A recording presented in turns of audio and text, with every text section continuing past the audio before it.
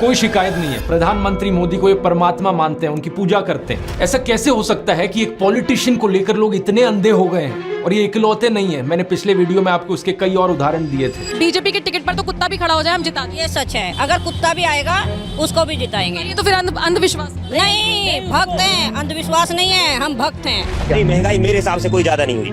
अब मैं 10 साल से बनियान नहीं पहन रही, देखो आप। वो भगवान है हमारे, हम उनकी पूजा करते हैं। ऐसा हुआ है इमोशनल मैनिपुलेशन और ब्रेन वॉशिंग की वजह से। एक बड़े स्केल पर देश में लोगों का ब्रेन वॉश किया गया है, और जो माफिया यहाँ पर ब्रेन वॉश कर रहा है लोगों का, वो 4 डिपार्टमेंट्स पर काम करता है। पहला डिपार्टमेंट लोगों में गर्व और अहंकार भरता है कि आप महान हो क्योंकि आप हिंदू धर्म में पैदा हुए। दूसरा डिपार्टमेंट आपको एहसास दिलाता है विक्टिमाइजेशन का, कि सदियों से, 1000 सालों से आपके पूर्वज विक्टिम बनकर रहे थे। तीसरा डिपार्टमेंट आपके अंदर डर भरता है कि आपको खतरा है उन लोगों से। और चौथा डिपार्टमेंट यहाँ नरेंद्र मोदी को मसीहा बनाता है कि सिर्फ नरेंद्र मोदी ही आपको बचा सकते हैं। पहले 3 डिपार्टमेंट्स की मैं 3 अलग अलग वीडियोस में ऑलरेडी बात कर चुका हूं। अब वक्त है इस चौथे डिपार्टमेंट को एक्सपोज करने का। नरेंद्र मोदी की कल्ट ऑफ पर्सनैलिटी, कैसे इनके इतने सारे फेलियर्स के बाद भी लोगों को इमोशनली मैनिपुलेट किया जाता है कि लोग इन्हें भगवान मान बैठे। आइए जानते हैं आज के इस वीडियो में।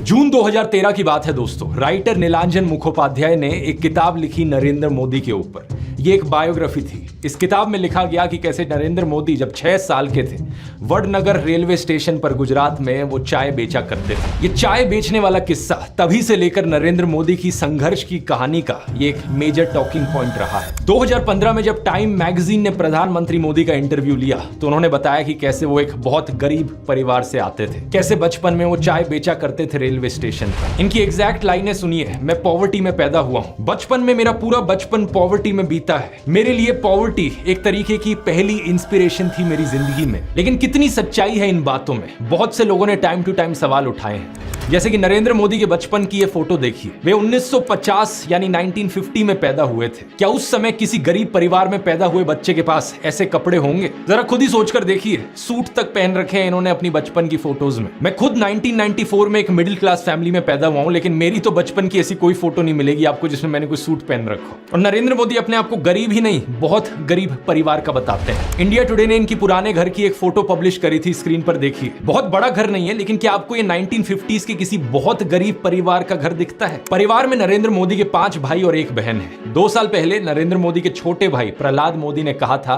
कि उन 5 भाइयों में से जिसका नंबर लगता था वो मदद करने चले जाता था। उनके पिता ने पूरी जिंदगी चाय बेची, उन 5 भाइयों और 1 बहन को बड़ा किया। इसलिए नरेंद्र मोदी को चाय बेचने वाले का बेटा कहना चाहिए। ये पत्रकारों की गलती है। सब भाइयों ने चाय बेची है, मेरे पिता ने पूरी जिंदगी चाय बेची, पूरी जिंदगी। इसीलिए कहा जाए तो चाय बेचने वाले का बेटा कहना चाहिए, चाय बेचने वाला नहीं कहना चाहिए। ये पत्रकारों की गलती है। 2014 में कांग्रेस नेता अहमद पटेल ने कहा था कि नरेंद्र मोदी कभी चाय वाला नहीं थे, बल्कि वो एक कैंटीन ठेकेदार थे। अब कांग्रेस की बात पर कितना यकीन किया जाए नहीं किया जाए, लेकिन 2021 में बीजेपी ने भी ये कैंटीन वाली चीज अनइंटेंशनली एक्नॉलेज करी थी। रेलवेज मिनिस्टर अश्विनी वैष्णव ने इंस्ट्रक्ट किया ऑफिशियल्स को कि वो वडनगर रेलवे स्टेशन पर एक कैंटीन को ब्यूटीफाई करें। इंडिया टुडे के आर्टिकल में यह क्लियरली लिखा हुआ है और इसके नीचे एक फोटो भी लगी है इस टी स्टॉल / कैंटीन की, जो नरेंद्र मोदी के पिता चलाया करते थे। हाल ही में लिखे गए CNN के इस आर्टिकल को देखिए। नीलांजन मुखोपाध्याय खुद कहते हैं कि मोदी की जो पॉवर्टी की कहानी है वो ग्रॉसली एग्जैजरेटेड है, यानी कि बहुत बढ़ा चढ़ा कर लोगों को बताई गई है। इतना ही नहीं, एक दूसरे आर्टिकल में नीलांजन बताते हैं कि नरेंद्र मोदी के पिता के पास इतने पैसे थे कि वो मोदी और उनके भाइयों को स्कूल भेज पाए। और स्कूल जाने का मतलब था कि वो कहीं और फुल टाइम काम नहीं कर सकते थे, बस वो स्कूल के बाद अपने पिता का हाथ बटाया करते थे। ये सब सुनकर एक बहुत बड़ा सवाल आपके मन में आएगा कि ऐसी कहानियों को क्यों बढ़ा चढ़ा कर हमें बताया जाता है। नीलांजन कहते हैं ऐसा इसलिए किया जाता है ताकि इंडियन पब्लिक को एक आइडिया बेचा जा सके। मित्रों, मैं बचपन में रेल के डिब्बे में चाय बेचता था और आज आपके सामने खड़ा हूं।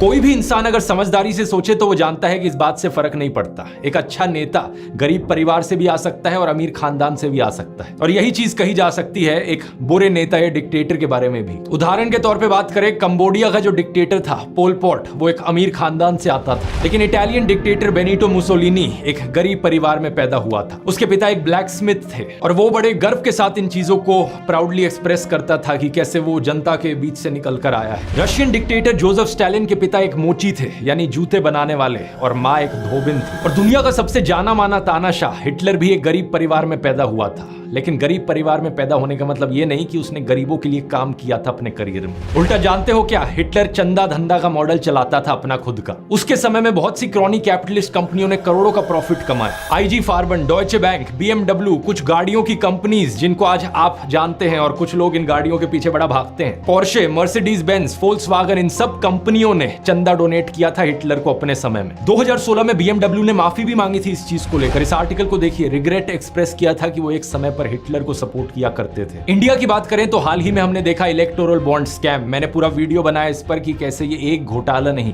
बल्कि घोटालों का भंडार था। बहुत सी कंपनियों को इससे फायदा हुआ और आम जनता को नुकसान। पिछले 10 सालों में प्रधानमंत्री मोदी के मित्र जैसे कि गौतम अडानी भरपूर तरीके से अमीर बनते रहे और देश के 80 करोड़ गरीब लोगों को 5 किलो मुफ्त अनाज लेने पर मजबूर कर दिया गया। बेरोजगारी और महंगाई ने गरीब लोगों की कमर तोड़कर रख दी है आज के दिन। अब तो ऐसी सिचुएशन आ चुकी है कि नरेंद्र मोदी खुद को गरीब परिवार का बताते हुए जिन राहुल गांधी को एलीट वर्क का प्रोजेक्ट करते थे, युवराज कहते थे, आज वही राहुल गांधी खुल्लम खुल्ला गरीबों को कह रहे हैं कि वो गरीबों के हैं और नरेंद्र मोदी अडानी अंबानी जैसे अमीर सेठों के हैं। अडानी को बिना मजदूरी बिना कुछ लाखों करोड़ रुपए देते हैं तो कहते हैं देखो देखो देखो विकास हो रहा है।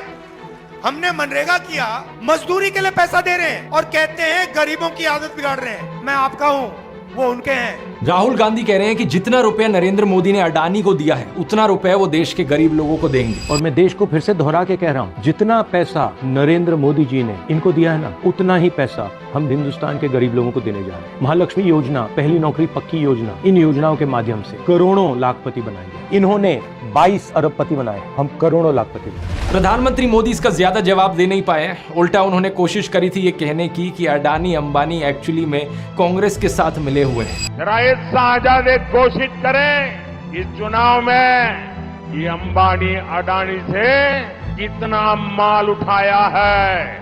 मार्च में आई इस रिपोर्ट को देखिए, भारत में इनकम इनइक्वालिटी 100 साल में सबसे ज्यादा हो गई है। इतनी बुरी हालत अंग्रेजों के जमाने में भी नहीं होती थी। ऐसे में अगर राहुल गांधी ने संकल्प लिया कि अगले 5 सालों में वो सभी 22 करोड़ गरीब लोगों को गरीबी से निकाल देंगे तो इसमें क्या गलत किया। लेकिन पीएम मोदी इस बात पर भी तंज कसने लगे। उनके पास खुद कोई अपना विजन नहीं है। 80 करोड़ लोगों के हाथ में कटोरा पकड़ा दिया और अगले 5 सालों के लिए यही 5 किलो अनाज वाली स्कीम एक्सटेंड कर दी। ना रोजगार का कोई प्लान बताया है, ना महंगाई कंट्रोल कैसे होगी ये बताया, ना गरीबी कैसे हटेगी ये बताया। और जब राहुल गांधी ने सबके लिए रोजगार की बात करी तो प्रधानमंत्री मोदी उनका मजाक उड़ाने लग गए। कांग्रेस के शाहजादे ने अभी घोषणा की, आप भी सुनकर के हंसोगे। सुनाऊं? जोरों से हंसना पड़ेगा आपको। और आपको ये भी मालूम कि ये टेम्पो में पैसा देते हैं, क्या ये आपका पर्सनल एक्सपीरियंस है क्या? फरवरी 2020 में गुजरात में नमस्ते ट्रंप इवेंट हुआ था, तो गरीबों को छुपाने के लिए एक 1600 फुट लंबी